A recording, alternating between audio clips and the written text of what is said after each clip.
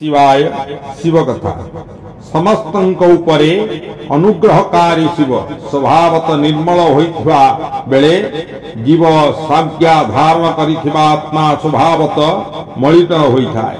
एपरि होइथिले सेही जीव माने काहीकि नियम पूर्वक संसार रे घुरुथांती एवं शिव काहीकि संसार बंधन रु ऊर्ध्वरे रहिथांती। विद्वान माने कर्म मायार बंधन ही जीवर संसार कहती। बंधन जीव को ही प्राप्त हुए शिव को नुहि। एथिरे जीवर स्वाभाविक मल ही कारण हुए। यही कारणभूत मल जीवंकर निज स्वभाव। यह आगंतुक नुहि। जदि आगंतुक होइथांता तेबे काहारिकु हेले कौनसी कारणरो बंधन प्राप्त होई जांता। एही हेतु हेउची एक कारण सब जीवंकर स्वभाव एकापरि। यद्यपि समस्तंक ठारे एकापरि आत्मा भाव थाए तथापि मलर परिपाक कारणरु केतेक जीवबद्ध और केतेक मुक्त अटंती। बद्ध जीवंकर भितरे केतेक लय भोगर अधिकार अनुसार उत्कृष्ट निकृष्ट होई ज्ञान ऐश्वर्य इत्यादि विषमता प्राप्त होइथांती। अर्थात केतेक लोक अधिक और केतेक लोक कम ज्ञान ऐश्वर्य रे युक्त होइथांती। केतेक मृत्यात्मा होइथांती एवं आउ केतेक साक्षात शिवंकर समीपरे विचरण करिथांती। मृत्यात्मा मध्यरे केतेक शिव स्वरूप होई सड़कधारा उपरे स्थित होइथांती। आउ केतेक अधारा मध्य भागरे महेश्वर होई रहंती एवं आउ केतेक निम्न भागरे रुद्र रूपरे स्थित होइथांती। शिवंकर समीपवर्ती स्वरूपरे मध्य मायारु अतीत हेबा कारणरु उत्कृष्ट मध्यम निकृष्ट भेदरे तीन श्रेणी होइताय। सेठारे निम्न स्थान रे आत्मार स्थिति मध्यम स्थान रे अंतरात्मा स्थिति एवं यथोत्कृष्ट श्रेणी स्थान रे परमात्मांकर स्थिति रही। एमाने ही यथाक्रमे ब्रह्मा विष्णु महेश्वर बोलांती। केतेक वसु जीव परमात्मा पदर आश्रय नहीं थांती। केतेक अंतरा आत्मा पदर एवं आउ केतेक आत्मा पदर प्रतिष्ठित होइतांती।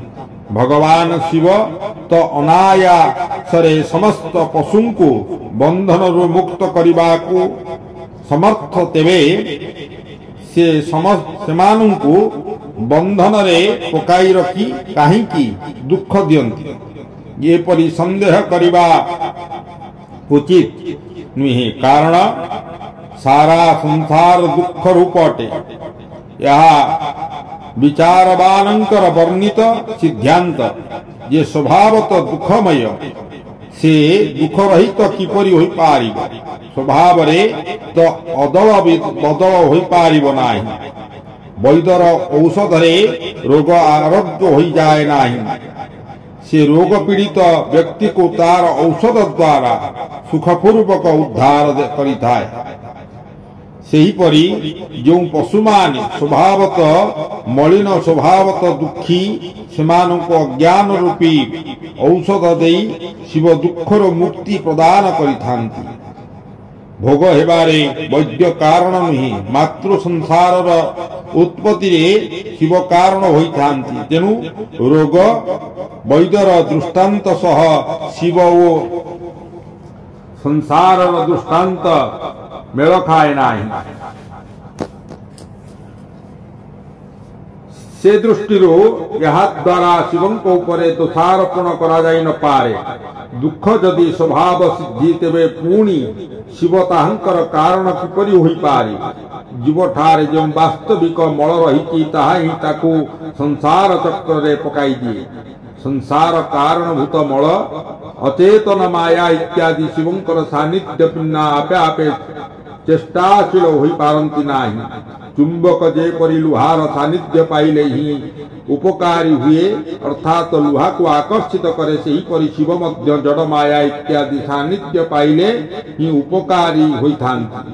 ताहाको सचेष्ट करिबा परिथांती। तांकर विद्यमान सानिध्य को कारण हटाई दिया जाई पारिबो नाही। तेणु जगत पाई जो शिव सदा अज्ञात से ही यार अधिष्ठाता शिवंक बिना एठारे केही भी प्रवृत चेष्टाशील होई पारे नाही। तांका आज्ञा बिना पत्रटिए भी हले नाही।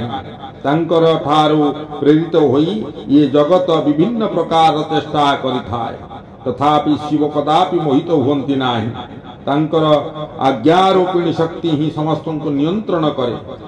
ताहार चारिआडे मुख रही से ही सबुबेले ये समग्र दृश्य प्रपंच को विस्तार करिछि, तथापि ताहार दोषरे शिव दूषित हुअन्ति नाही। जो दुर्बुद्धि मानव मोहवशत यार विपरीत धारणी करे से नष्ट हो जाए। शिवंकर शक्तिर वैभव रे ही सारा संसार संचालित हुए, तथापि एथिरे शिव दूषित हुअन्ति नाही। एतिकी बेले आकाशरु शून्यवाणी शुभिला, सत्यम ओम अमृत सौम्यम। यही शब्द गुड़िक सेठारे स्पष्ट उच्चारित हैला। ताहाको सुनी समस्ते बहुत प्रसन्न हेले।